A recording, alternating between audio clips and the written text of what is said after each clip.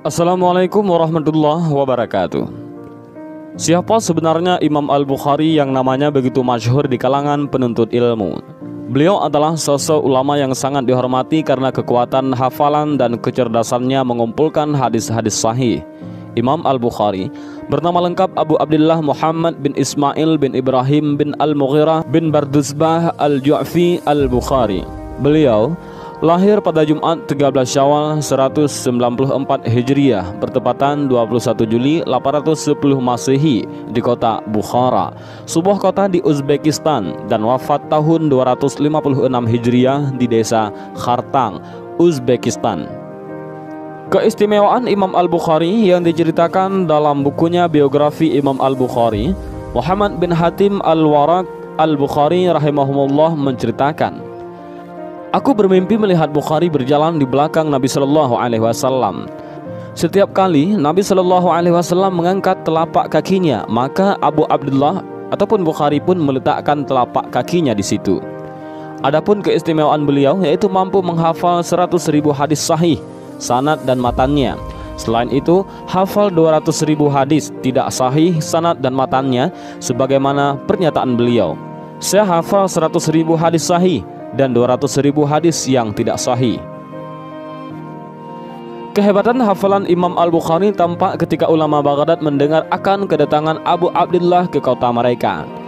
Dengan sengaja mereka itu mempersiapkan 100 hadis dan kemudian menukar dan merubah matan dan sanadnya. Mereka menukar matan satu sanad dengan teks hadis yang lain, dan begitu sebaliknya. Setiap orang memegangi 10 hadis yang nantinya akan dilontarkan kepada Abu Abdullah sebagai bahan ujian kekuatan hafalannya. Orang-orang pun berkumpul di dalam majelis. Orang pertama menanyakan kepada Imam Al-Bukhari 10 hadis yang ia miliki satu persatu. Setiap kali ditanya, Imam Al-Bukhari menjawab sampai hadis yang ke-10. "Saya tahu mengenalnya." Hadis itu dengan sanad yang disebutkan. Para ulama yang hadir pun saling menoleh kepada yang lain dan berkata, "Orang ini benar-benar paham." Sementara orang yang tidak tahu tujuan digelarnya majelis itu menilai Imam Al-Bukhari sebagai orang yang hafalannya lemah. Kemudian tampillah orang kedua, lakukan hal yang sama, dan setiap kali mendengarkan satu hadis, beliau berkomentar sama, "Aku tidak mengenalnya." Selanjutnya tampil orang ketiga sampai orang terakhir dengan komentar yang sama.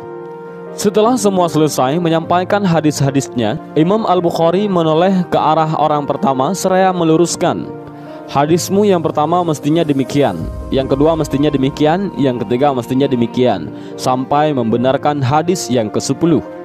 Setiap hadis beliau satukan dengan matan-matannya yang benar. Beliau melakukan hal yang sama kepada orang pengujinya yang lain sampai pada orang yang terakhir. Akhirnya orang-orang pun betul-betul mengakui akan kehebatan hafalan beliau. Di Samarkand, yang sekarang adalah Uzbekistan, Imam Al-Bukhari pun menghadapi hal yang sama. Bahkan selama 7 hari berturut-turut, 400-an ulama hadis menguji beliau dengan hadis-hadis yang sanad-sanad dan rijal ataupun para perawi yang telah dicampur adukkan. Menempatkan sanad perawi Syam ke dalam sanad perawi Irak, sanad dari perawi Yaman ke dalam sanad perawi Hijaz, meletakkan matan hadis bukan pada sanadnya. Lantas mereka membacakan hadis-hadis plus sanad-sanadnya yang sudah campur aduk ini ke hadapan Imam Al-Bukhari. Dengan sigap beliau mengoreksi semua hadis dan sanad itu dan menyatukan setiap hadis dengan sanadnya yang benar. Para ulama yang menyaksikan itu tidak mampu menjumpai satu kesalahan dalam peletakan matan maupun penempatan posisi para perawi. Selain mencari ilmu, Imam Al-Bukhari juga dikenal sebagai ahli ibadah.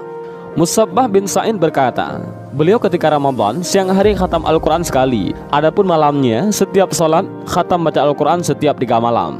Selain itu, beliau selalu salat 2 rakaat setiap menuliskan satu biografi ulama ketika menulis kitab At-Tarikh Al-Kabir, dan mandi lalu salat 2 rakaat di setiap menuliskan satu hadis dalam Sahih Bukhari. Ada kisah tak biasa berkaitan dengan keistimewaan Imam Al-Bukhari setelah beliau wafat. Pada tahun 464 Hijriah terjadi kekeringan di Samarkand. Mereka melakukan salat istisqa di dekat kuburan Imam Bukhari. Imam Az-Zahabi yang wafat pada tahun 748 Hijriah berkata, dan telah berkata Abu Ali Al-Ghasaini, telah mengabarkan kepada kami Abu Fat Nasar bin Al-Hasan Al-Syakati As-Samarkandi. Kami datang dari negeri Valencia ataupun Spanyol pada tahun 464 Hijriah.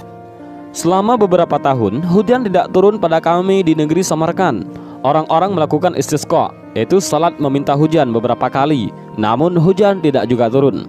Maka seorang laki-laki saleh yang dikenal dengan kesalehannya mendatangi Qadli negeri Samarkandi. Ia berkata, "Sesungguhnya aku mempunyai suatu pendapat yang hendak aku sampaikan kepadamu." Qadhi itu berkata, "Apa itu?" Ia berkata, "Aku berpandangan agar engkau keluar bersama orang-orang menuju kubur Al-Imam Muhammad bin Ismail Al-Bukhari. Makam beliau ada di Kartang. Lalu kita melakukan istisqa di sisi kuburnya. Semoga Allah menurunkan hujan kepada kita." Qadhi berkata, "Iya, aku setuju." Maka sang qadhi pun keluar dan diikuti oleh orang-orang bersamanya. Qadhi tersebut melakukan istisqa bersama orang-orang. Orang-orang menangis di sisi kubur dan meminta syafaat dengan perantara penghuni kubur Al-Imam Al-Bukhari. Setelah itu Allah Ta'ala mengutus awan yang membawa hujan sangat lebat. Orang-orang tinggal di Kartang selama kurang lebih 7 hari. Tidak seorang pun yang dapat pulang ke Samarkand karena derasnya hujan yang turun. Jarak antara Kartang dan Samarkand sekitar 3 mil.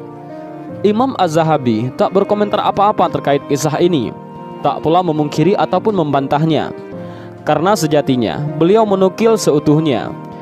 Cerita serupa tentang kuburan Imam Al-Bukhari ini juga dikisahkan oleh Tajuddin As-Subki dalam kitabnya Tabaqat Asy-Syafi'iyah Al-Kubra. Kisah lain tentang Imam Bukhari adalah beliau pernah mengalami rasa sakit pada kedua matanya saat masih kecil. Ternyata sakitnya tersebut menyebabkan beliau mengalami kebutaan. Menghadapi hal tersebut, Ibunda Imam Bukhari senantiasa menekuni doa sepanjang malam dan siang dengan penuh kejujuran dan air mata, serta selalu berbaik sangka kepada Allah Subhanahu wa Ta'ala. Dia tidak pernah putus asa dan terus mengadu kepada Allah tentang kebutaan anaknya.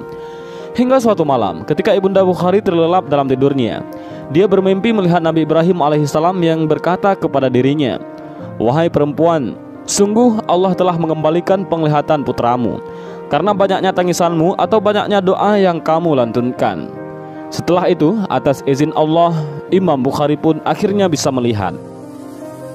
Ketika Allah Subhanahu wa Ta'ala telah mengembalikan penglihatan Imam Bukhari, Ibunda pun berupaya keras untuk mengajarkan putranya untuk mengelilingi negeri-negeri Islam untuk mencari hadis-hadis Nabi dengan hafalan yang kuat. Dengan kesabaran dalam memastikan hadis Nabi yang mulia, Imam Bukhari kini menjadi seorang pembesar dalam ilmu hadis. Kitabnya Sahih Al-Bukhari juga menjadi kitab paling sahih setelah Al-Quran. Imam Muslim pernah bersua dengan Imam Al-Bukhari. Lalu dia mengecup keningnya dan berkata, "Biarkanlah aku mencium kedua kakimu, wahai ustadznya para ustadz, wahai kiainya para kiai, pemimpin para ahli hadis, dan dokter dalam menganalisa cacat-cacat dalam hadis." Dan demikianlah kisah keistimewaan Imam Al-Bukhari. Semoga kita mendapat keberkahan dari ilmu beliau dan Allah mengumpulkannya di tempat yang tinggi bersama Rasulullah Sallallahu Alaihi Wasallam. Demikianlah kisah Imam Al-Bukhari. Wallahu a'lam bishawab. Assalamualaikum warahmatullahi wabarakatuh.